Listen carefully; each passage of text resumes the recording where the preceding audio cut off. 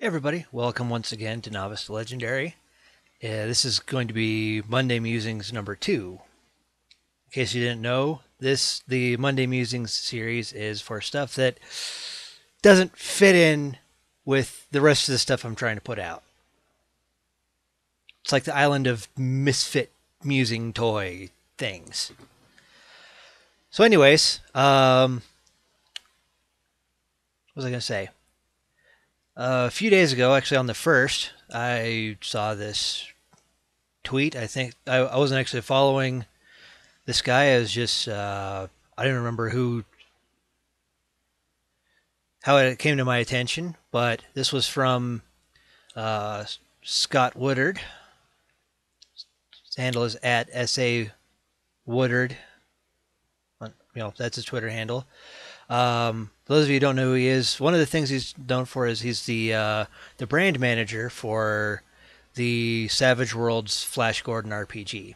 So, anyways, on the 1st, he says he said this. He said this. He says, "There's really no place in our amazing hobby for attacking various RPGs. Remember that what doesn't work for you works beautifully for others. Play what you like and keep the irrational insults to yourself." Now, this kind of makes me think it's not just a thing about RPGs, but it just seems like anything we enjoy in general. I mean, how many times have you gone on to such and such band's music videos on YouTube and whatnot and saw somebody bashing them or gameplay footage or for a game or anything like that? I can't even begin to count the number of times I've watched a heavy metal video and seen people bashing on Justin Bieber. You're watching a freaking Sabaton video. What does Bieber have anything to do with it? Come on.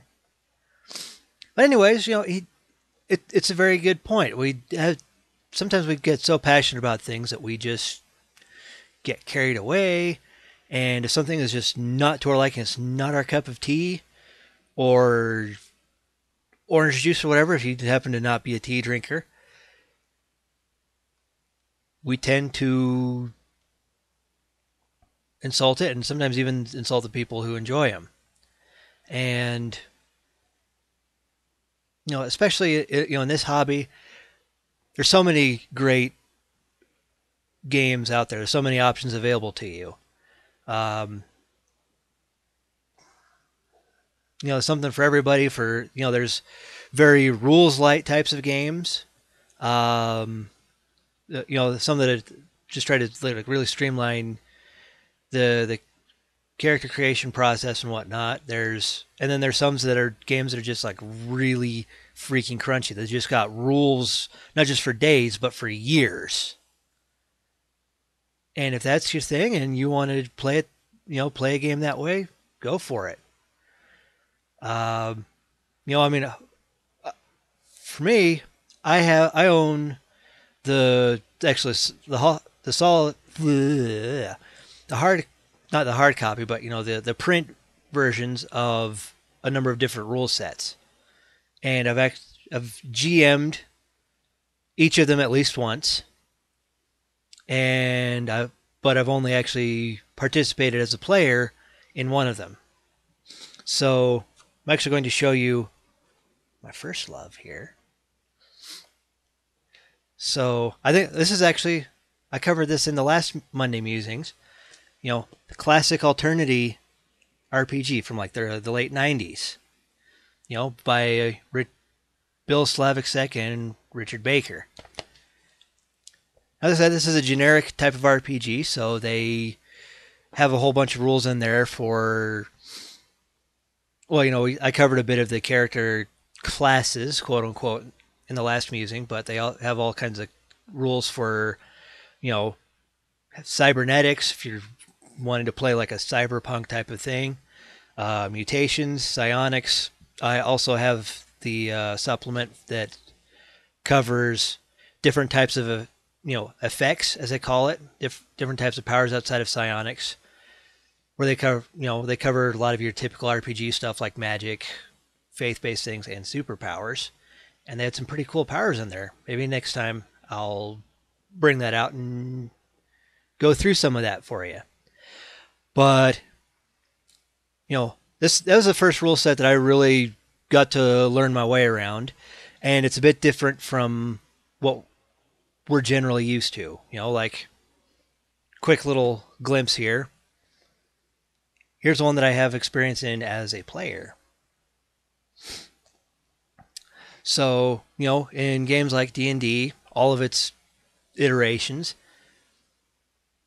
successful skill roll, you have to roll above a certain number. The DR, the difficulty rating. In Alternity, it's a bit different. You're still rolling a D20, but you have varying degrees of success, and you're actually trying to roll under. So it's like golf, but with funny shaped dice. And besides that, there's character creation, which is much more in depth. It's a very skill-based game, and certain skills cost more skill points for you if you're a member of one profession or as opposed to another. And it gets seems a little complicated at first, especially when you're trying to figure out how many points another rank in that skill is and what have you. But there's that. It's a little more in depth as far as a little more complicated mechanically, as far as character creation goes. But I always did enjoy the degrees of success, even though I also kind of like how they did initiative, although it does kind of slow things down the way I was playing it. Maybe I was doing it wrong. I don't know. I only ran like 2 games of it. But I enjoy sci-fi, so this is a big thing for me. This is generic sci-fi system, and if you pick up the Game Master's Guide, they've just got random tables for all kinds of things. Like you can just randomly generate whole star systems and everything. Now, believe you me, I love me some random generation tables. I mean, it could almost just make a book that's just full of those, and I would almost be happy. I guess it would depend on what kind of tables those are. So then on the other side of the spectrum, we have good old D&D. 5th edition even. One of the things I really love about 5th edition is how it's more, very streamlined rule set. It's actually a lot simpler to put a character together, and it's more narrative focused. You're actually, building your background and everything is actually part of the character creation process. And you even have random generation tables for those. So it actually gets you thinking more about where your character comes from. And I think that's actually really good, especially for people who are new to, tabletop role-playing games. It helps them to think that this is not just a bunch of numbers that I'm throwing at the bunches of numbers that are the other monsters and such in the game. But, now you start thinking, oh, well, this is an actual character who actually came from a place and did things before I started playing him or her, or it or them, whatever the case may be. I really enjoy that. And as I said, streamlined rules, so you're not having to plow through mountains of modifiers and what have you, or the THAC 0 thing that was a thing in AD&D. Tried really hard not to call it ADD, because it's probably not something you want to be playing if you have a really bad case of it. Maybe.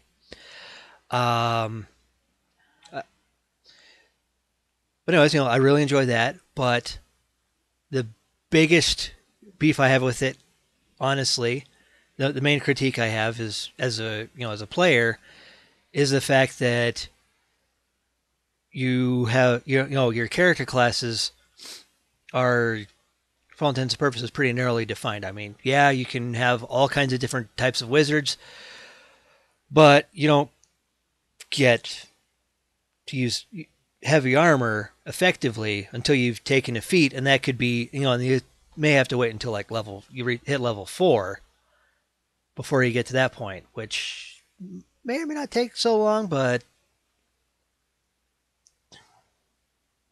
it just kind of gets frustrating if you just want to play something like that right from the get-go. If you're the type that just goes, I all I wanted was some frickin' wizards with some frickin' plate mail on their frickin' torsos. Is that too much to ask?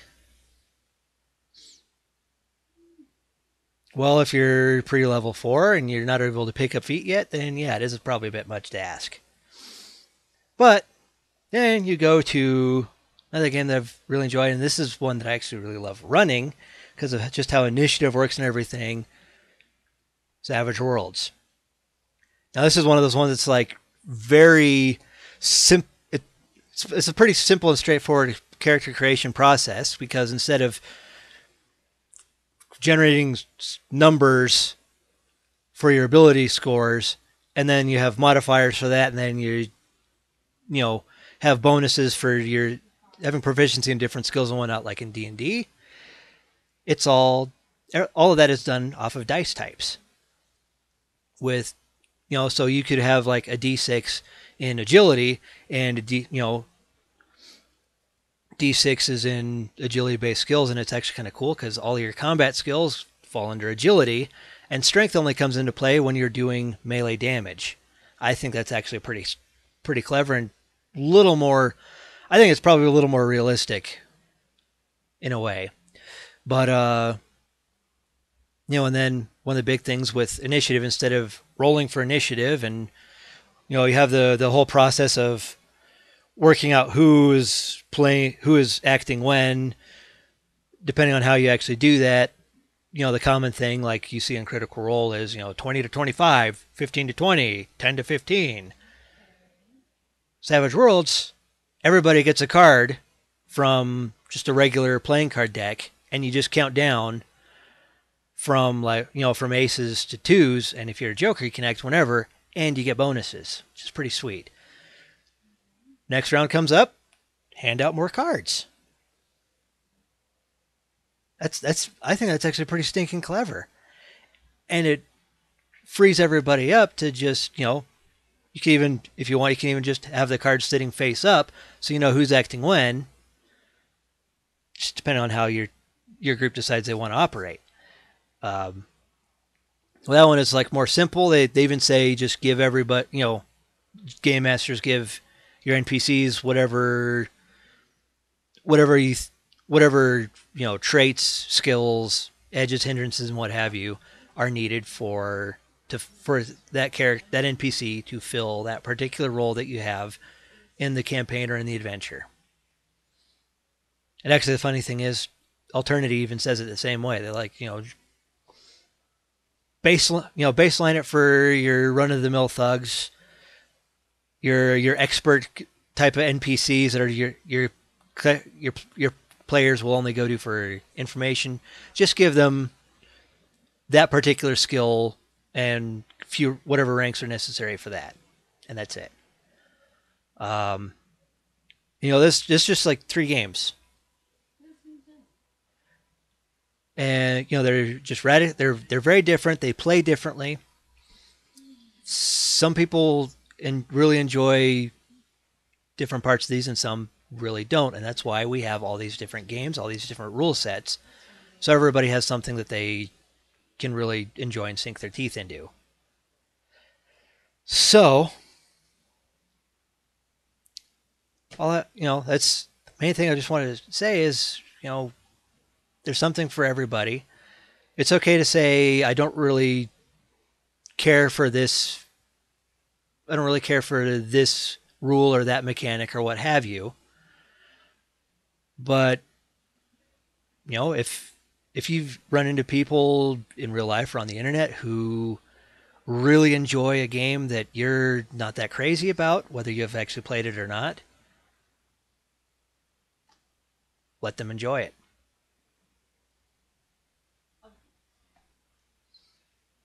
That's all there is to it. So, musing over, So if you enjoyed this video, click like. If you really enjoyed it, click subscribe, and so you can enjoy the rest of the videos that we come out with here. And in the comment section, share a bit of your favorite game system or setting and why you really enjoyed it. And if you come across somebody else in the comment section that's saying they really enjoyed something that you're not too crazy about, I think it's okay if we keep it civil and say, this is a part of it this is why I'm not too crazy about it, but don't say it's just complete and utter crap. Why are you playing it? Stuff like that. Let them enjoy it if they enjoy it. So they can let you enjoy what you enjoy, even if they don't, and vice versa. Vice versa. Vice versa, vice versa, vice versa, versa. So anyways, till next time, happy gaming.